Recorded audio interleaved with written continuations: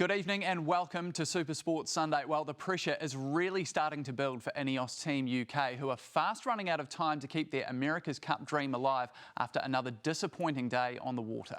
Yes, and conditions that were expected to favour the British challenge. Sir Ben Ainsley's team narrowly avoided disaster, but now find themselves trailing 4-0 to Luna Rossa, who are edging a lot closer to a meeting with Team New Zealand. That's right. James Regan has the on-water action from day 2 of the Prada Cup final series. With stronger winds this afternoon, Team UK would have been confident of a strong start. But what they came up with was far from perfect. Well, that's a disappointing start by Ineos, really. And I'd put that down to the lack of manoeuvrability in the start box. And before long, it looked like a case of deja vu. Luna Rossa's manoeuvres seamless, while Ineos were scrappy. And it's those manoeuvres that are costing Ineos. But the Italians struggled to shake the Brits off, who remained hot on their heels. Nothing in it. That's how close this race is. Sir Ben Ainsley knew they were in with a chance. Yeah, right in this, boys. Fight hard. And going into the fifth leg, a rare mistake from Luna Rossa gave them one. Not the best manoeuvre there. No. That's a mistake. Right, roll. Yeah, Ineos Team UK back into this race. But it was too little too late, the Italians sailing home to their third win in a row.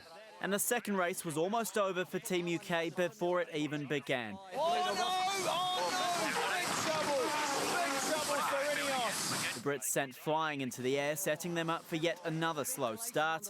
Luna Rossa are away and immediately they tack back across to the right.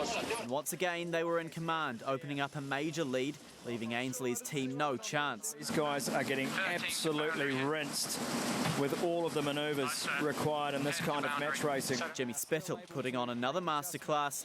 4-0 over Ineos Team UK. Meaning Team UK can't afford any more slip-ups. Well, James joins us now live from Auckland's Viaduct. And James, there'll be some soul searching for the British Challenge tonight. Where do they go from here?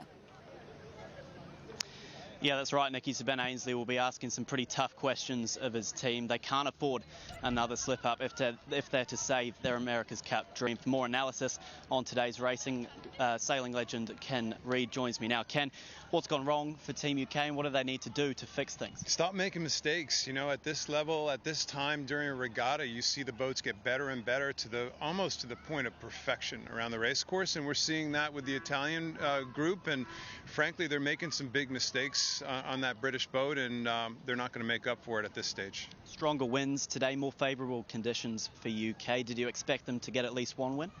Well, I think we all expected this to be a really even series. Honestly, if I had bet for a 13-race series versus a shutout, I would have bet for a 13-race series. I think that's how close the boats are. But it's kind of nice also when the humans come into play, and I'm pretty sure they're going to go back and say, we think we got the boat speed, let's just stop making mistakes. It's not over yet, but how intrigued will Team New Zealand be with what they've seen from Jimmy Spittle and Luna Rossa?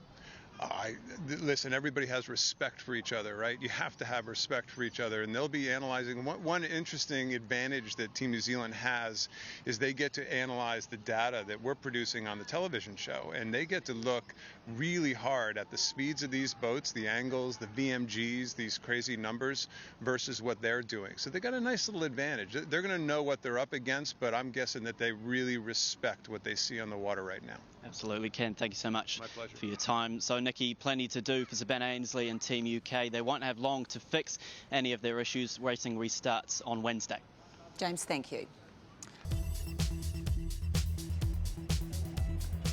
Nau mai ki ngā kōrero hakinikina o te wā. Welcome to Sport Tonight, and it's been one heck of an afternoon in the Prada Cup final. And needing to claw their way back after yesterday, Team UK were tipped to shine in heavier breeze. So could they shift the trend against the Italians? Here's Abby Wilson.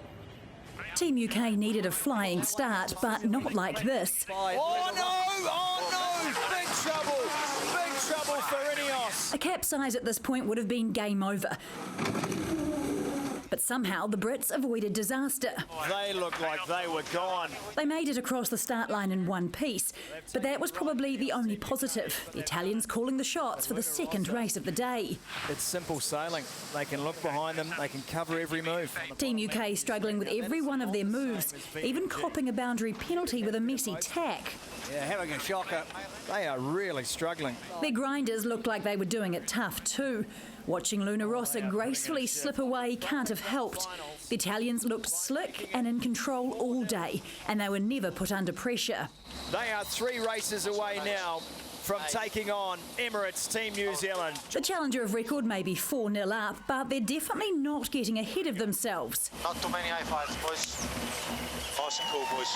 Many expected this series to be close, but so far it's not playing out that way. Jimmy Spittle showing he's still as aggressive as Kiwis know him to be. Really just a sort of a foot on the throat approach. The boys and the handles did an outstanding job, you know, just tack for tack, and we were just gaining every time. So Ben Ainsley and his crew now have 2 days to make their own kind of gains. We've got to go away and regroup and really get our act together for Wednesday and come out swinging. They'll need to pack a powerful punch if they want to turn this final series around. Abby Wilson, One News. Commentator Peter Lester joining us. Come on in, TVNZ commentator Peter Lester, the pride of Kashmir High. Today and yesterday, 4-0. What have the Italians all of a sudden done? What are they doing right? What I liked about what I'm seeing is really what they've done with their rig. New mast, new control system to that rig, but their mainsail looks very nice, and there's a lot to compare with that mainsail setup and the way it operates with what we see with Emirates Team New Zealand. I think there's been some very good espionage going on out there, and you know, they've got a very competitive package at the moment. They look very slick. Sailing again on Wednesday, what do the British need to do specifically to get back from this? It's a pretty simple game. You've got to win the start, and I thought Ben Ainsley today, even when he had the advantage of coming in from port, which gives you the right-hand side, couldn't capitalise on that. Jimmy Spittle dominated the pre-starts, winning the right, and once you win the right, you've really got the tactical options, and a little bit of a speed edge upwind certainly helped. Long way back from here, thanks.